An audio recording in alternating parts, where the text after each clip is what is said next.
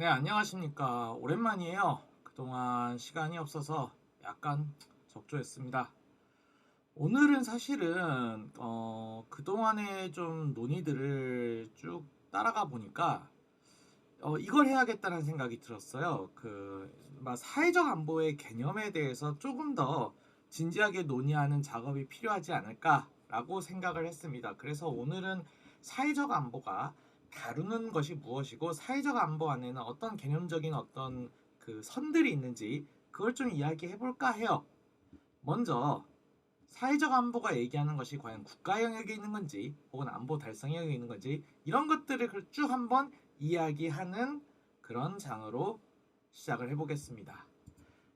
사실 우리가 거버넌스의 영역이라는 게 있어요. 이른바 제1, 제2, 제3의 영역이라고 하는데 흔히 제1을 국가, 정부, 그리고 제2를 시장경제, 제3을 시민사회로 보는데 이 세 가지가 만들어내는 모든 관계들이 사실은 사회적 안보의 이제 영역 안에 들어가게 됩니다.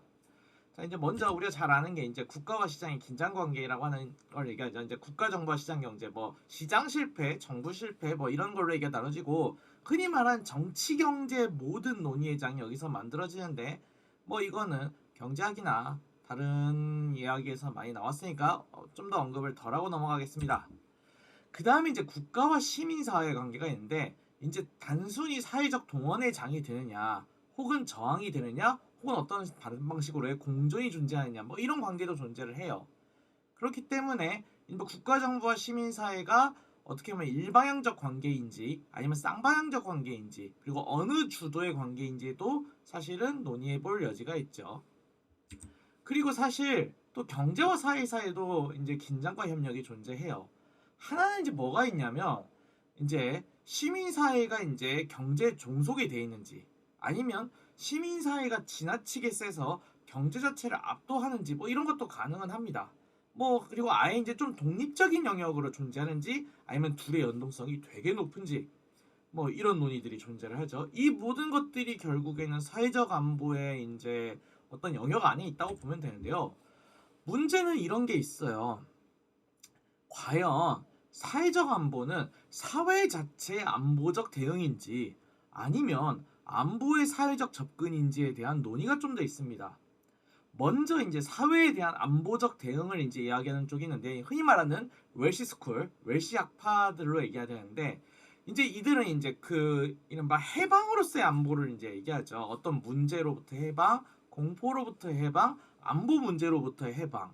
그리고 심지어 안보가 창출하는 문제로부터의 해방. 그러니까 결국에는 완전한 해방이 안보가 달성된다는 문제로 보는데 결국 이러한 문제는 평화의 문제와 안보 달성의 문제를 다뤄요. 그런데 이렇게 접근을 하게 되면 사회적 안보의 영역이 어디까지 다 커버를 해야 되는지에 대한 문제가 남게 됩니다. 이런 문제가 따라서 이제 사회에 대한 안보적 대응에서는 문제가 있다는 거죠. 안보의 사회적 접근은 이제 구성주의 학파의 이제 일부가 이제 이런 걸 주장을 하는데 이른바 국제 정치에 대한 사회학적인 접근이 필요하다라고 이제 강조를 하면서 이런 이야기가 나와요. 그런데 실은 이렇게 되면은 과연 안보 문제는 이른바 해결 가능한 문제인가? 즉 답이 있는 문제인가? 라는 질문으로 이어지게 됩니다. 그리고 사실 이렇게 접근을 하게 되면 사실 안보 문제는 쉽게 말하면 MP 문제, 즉 해결 가능한 해가 없는 문제가 되죠. 그렇다면 이게 과연 이런 식의 논의가 과연 유의미한가에 대한 문제도 남게 됩니다. 결국 둘 다 이제 어느 정도의 한계점이 있다는 거예요. 그래서 이제 우리가 논의해볼 게 이건데 과연 소셜 시큐리티인지 소시에탈 시큐리티인지 이거를 좀 더 논의를 해봐야 됩니다. 즉 우리가 흔히 얘기하는 사회 안보 문제는 사실 소셜 시큐리티예요. 근데 우리가 사실 여기서 다루고 하자 하는 게 그런 문제는 아니죠. 그래서 소시에탈 시큐리티 문제는 사실 사회적 안보 문제입니다. 사회적인 어떤 쉽게 말하면 이제 시큐리티를 달성할 수 있는 문제냐, 오히려 그게 침해당하는 문제냐, 혹은 이게 그것이 안보가 어느 정도 그 보장이 되는 문제이냐, 이제 이런 것들이 이제 소시에탈을 할 수 있죠. 사실 더 넘어가면 소시에탈 디멘션 시큐리티도 있어요. 사회적 차원에서 안보를 대응하는 문제가 되는데 이렇게 되면은 사실은 앞에서 말한 이제 웰시 스쿨이나 이제 그 안보의 사회학적 접근이 이제 문제가 되게 되죠. 그러면 이제 이것들은 생각보다 어느 정도 한계를 가지는 문제가 되는데 너무 협의의 사회 안보 문제를 넘어서 그렇다고 해서 너무 어떻게 보면 약간 좀 붕 떠 있고 굉장히 추상적인 사회적 차원의 안보 문제 그 사이 어디엔가 존재하는 사회적 안보 문제를 사실은 저희가 지금 논의하고 있다고 생각하시면 되겠습니다. 자, 그러면 이제 여기에서 국가의 영역 책임은 무엇이냐? 사실 이런 게 있어요. 우리 현대사의 발전은 국가로부터의 자유가 확대됐죠. 그래서 이제 이게 특히 이제 시장 영역이 많은 부분 강화되었고, 그리고 자유민주주의 가치가 많이 강화됐어요. 그 과정에서 국가가 하는 역할은 무엇인가에 대한 재질문이 들어오게 되었습니다. 뭐 그에 대해서 이제 삶의 질과 복지를 달성을 해야 되고 사회적 효용에 대한 어느 정도의 관리를 할 만한 책임이 필요하다라는 게 이제 국가의 영역과 책임으로서 부상을 하게 되었다는 거예요. 따라서 그 국가의 영역과 책임은 국가 사회 간의 관계에서 바로 벌어지는 파생되는 문제들에서 정부가 어느 정도의 책임을 가지게 된 게 바로 국가 영역 책임이고 여기서 이제 사회적 안보라는 게 존재한다는 거죠. 다만 이런 건 있어요. 사회적 안보를 달성하는 과정에서는 이런 문제가 있습니다. 첫째는 안보 딜레마의 문제예요. 어느 집단의 사회적 안보를 달성하면 달성할수록 어떤 다른 집단의 안보 문제가 오히려 해결 안 되는 문제가 있을 수 있어요. 그리고 오히려 이 문제를 해결하면 해결할수록 기존의 전통적인 안보 문제가 또 외면당할 수도 있겠죠. 그리고 이렇게 되면은 사회적 안보 문제를 또한 예측하고 측정 가능하냐의 문제가 남게 됩니다. 그런데 사실 이런 게 있어요. 이게 사실은 어떤 접근이냐면 안보를 절대적으로 달성해야 한다라는 절대안보적 접근의 발상에서 나타나게 되는 거예요. 그랬을 때 이제 안보 딜레마의 문제와 예측 측정 가능의 문제가 나타나게 된다는 거죠.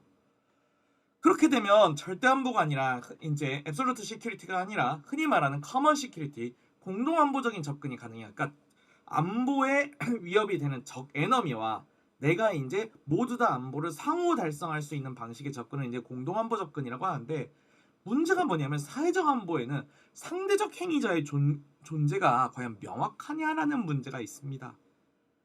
사실 명확하지 않죠. 그러다 보니까 사실 공동안보적 접근도 어렵게 돼요. 따라서 사회적 안보에는 그 안보의 잠재적인 협력자와 잠재적인 적이 될 수 있는 모든 행위자가 어느 정도의 협력을 통해서 접근하게 되는 코퍼레이션 시큐리티, 코퍼레이티브 시큐리티, 협력 안보적 접근이 어느 정도 필요하게 된다라는 설명이 가능하게 됩니다. 즉 안보 이익이 공유될 만한 기대에 대해서 이제 협력을 할 수 있는 문제가 되겠죠. 이렇게 협력을 함으로써 사회적 안보를 달성하는 이제 하나의 이제 어느 수단을 우리가 마련할 수 있다라는 거예요. 다만 여기서도 문제가 있는 게 협력의 강도를 어떻게 하면 유지할 수 있고 확보할 수 있는지 문제가 되게 되고 그리고 그런 협력의 강도를 어느 정도로 설정하느냐의 문제가 돼요. 왜냐하면 이게 어떤 협력을 하는 과정에서 행위자들의 자유와 혹은 주권을 침범할 수도 있으니까요. 이게 물론 국가가 아니라 이제 개개인의 주권일 수도 있고 혹은 개개인의 자유일 수도 있고 혹은 어떤 집단의 자유일 수도 있고 집단의 주권일 수도 있고요. 이런 문제들을 사실은 침범하고 혹은 그것에 대해서 어느 정도 이제 코스트가 발생할 수 있기 때문에 이걸 설정하고 그리고 이건 협력이 유지될 수 있는 강도를 확보하는 문제가 필요하게 된다라는 겁니다. 그리고 하나 더 나가면 이제 흔히 말하는 회복 탄력성으로 결국에는 확보를 하는 차원을 국가 공동체적으로 고민하는 게 필요하게 돼요. 단순히 절대안보로 접근을 하게 되면은 사실은 어떠한 위협도 이제 쉽게 말하면 대응 혹은 대처 가능하거나 혹은 그 위협을 없애는 차원으로 접근을 하게 되고 물론 공동안보적 접근 좀 애매하니까 빼지만 협력안보로 접근을 한다 하더라도 아까 말했던 협력의 강도와 설정의 문제에서 어느 한 기준이 필요한 이제 그런 게 되게 되죠. 그 기준 자체를 흔히 말하는 리즈너스, 회복 탄력성이 이런 데서 도움이 될 수 있다는 거예요. 어떤 우리가 피해를 입었을 때 그거를 회복할 수 있는 정도로 흔히 이제 만들 수 있는 그런 정도가 결국엔 협력의 강도 그리고 협력의 강도의 어느 정도 이전 기준점이 되는 설정을 할 수 있는데 아주 중요한 어떤 틀이 될 수 있다라는 거죠. 네, 오늘 시간은 사실은 여기까지입니다. 어떤 개념들에 대해서 이야기를 해보려고 잠깐 이렇게 녹화를 하게 되었는데 이런 흔히 이제 사회 안보에 대해서 논의를 하면서 사실 많은 개념적인 혼동이 여기 있다라는 걸 발견하게 됐어요. 소셜 시큐리티를 소시에탈 시큐리티로 착각하는 경우도 봤었고요. 그리고 더 나아가서 과연 이게 기존의 안보와 무엇이 다른가? 어떻게 보면 전통적인 절대 군사안보와 어떻게 다른지를 좀 더 이해를 돕고자 하는 차원에서 이 영상을 찍게 되었습니다. 네, 영상 시청해주셔서 감사하고요. 댓글과 좋아요와 구독은 언제나 환영입니다. 감사합니다.